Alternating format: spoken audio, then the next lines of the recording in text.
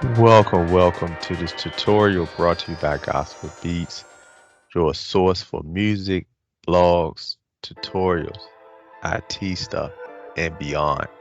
This is your boy CYB, and this is AWS Certified Cloud Practitioner Exam Study Guide, and we're going to talk about databases. All right, so these are the AWS databases, and these are the key ones you should study and kind of know what they are mainly.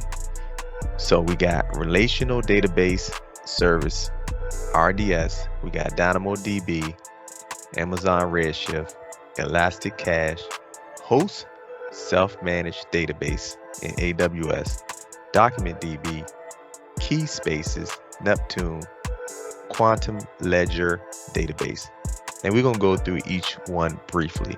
So let's start with Relational Database Service, RDS, which is a web service that makes it easier to set up, operate, and scale a relational database in the AWS cloud, including Aurora, Postgres SQL, MySQL, MariaDB, if I said that correctly, Oracle Database, and SQL Server.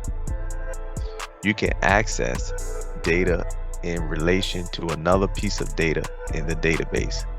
So the key thing with RDS is relational database. They are in relation, the data's in relation to each other. And remember these key databases, which are RDS databases. DynamoDB. And DynamoDB is a fully managed NoSQL database service that provides fast and predictable performance and seamless scalability. So the key word for DynamoDB is NoSQL. And the key word for relational database, RDS, is SQL, MySQL, SQL Server. Amazon Redshift is a fast, fully managed petabyte scale database data warehouse service. So the key word here is data warehouse. So remember Redshift as data warehouse, the keyword warehouse. All right. And we have DocumentDB. Keyword here is MongoDB. So with MongoDB capability, it's a fast, reliable, and fully managed database service that makes it easy for you to set up, operate, and scale MongoDB compatible databases. So this is a key word to remember when you think about DocumentDB. Okay, key spaces. This is for Apache.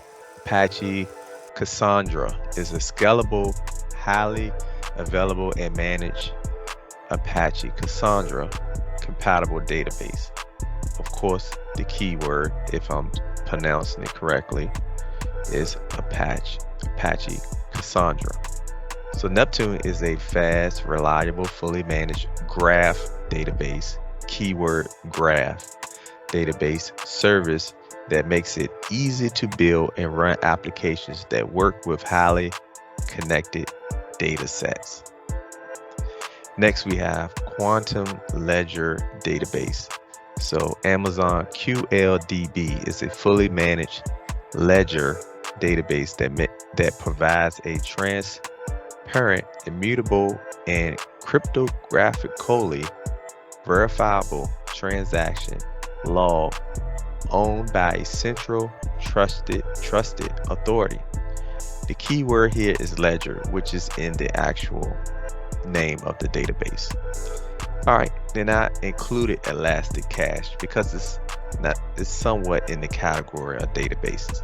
So Elastic Cache makes it easy to set up, manage, and scale, distribute in-memory cache environments in the AWS cloud. So the key word here is in-memory cache. So you're storing data in the cache versus another database. So that's why I put this in the category of databases. And you have host self-managed database. In AWS, you have complete control over the database engine and the infrastructures. So just remember host self-managed database, where you manage the database. Okay? And I hope this helps. Good luck if you're taking the exam. I actually passed the exam myself, so a lot of this information I got from when I took the exam. So leave a comment and let me know if you passed. Leave a comment if I made a mistake, if I'm missing something, because a lot of times they update the information. You want to make sure the information this is up to date. So for the PowerPoint, you can visit gospelbeats.com if you want to download the PowerPoint. Thanks for watching. Your source.